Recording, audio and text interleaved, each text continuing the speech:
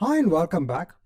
Now in this chapter, I want to go through the need of a non-relational data store.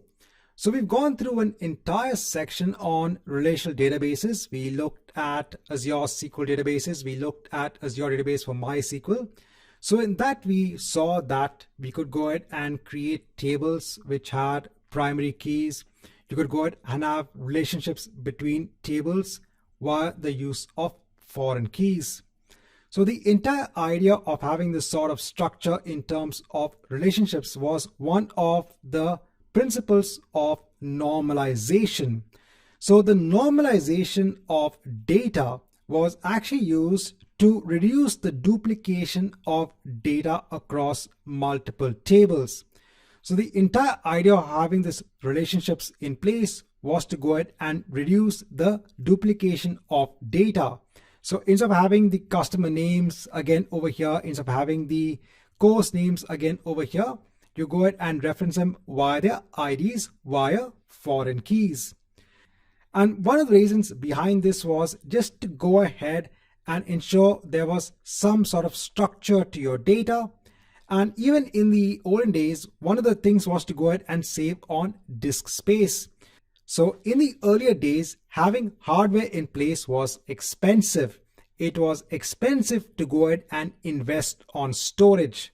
But now storage is so cheap that you can actually go ahead and expand on storage at any point in time. So as time went by, as the cost was reducing for hardware, at the same time, there was also a demand for having flexibility of data, for having a simpler database system. For some applications, having such a complex structure when you had primary keys, foreign keys, and you have relationships between tables, that was not very easy. And also, they want to have a system wherein the schema could change. They didn't want to have a fixed schema for the tables. And they didn't want to worry about having joins on the table.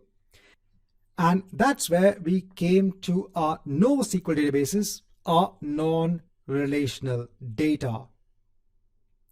So over here, the biggest advantage of no relational data is that you could go ahead and have the data for the orders and the customer has a single item within a table or within a particular container. So instead of actually having the data across multiple tables, everything is within a single table itself. So one of the main reasons for NoSQL, as I mentioned before, for non-relational data is just to have some sort of flexibility, because applications nowadays need to have flexibility when it comes to storage of its data. Right, so in this chapter, I just want to kind of give an overview on one of the main reasons for having a NoSQL data store.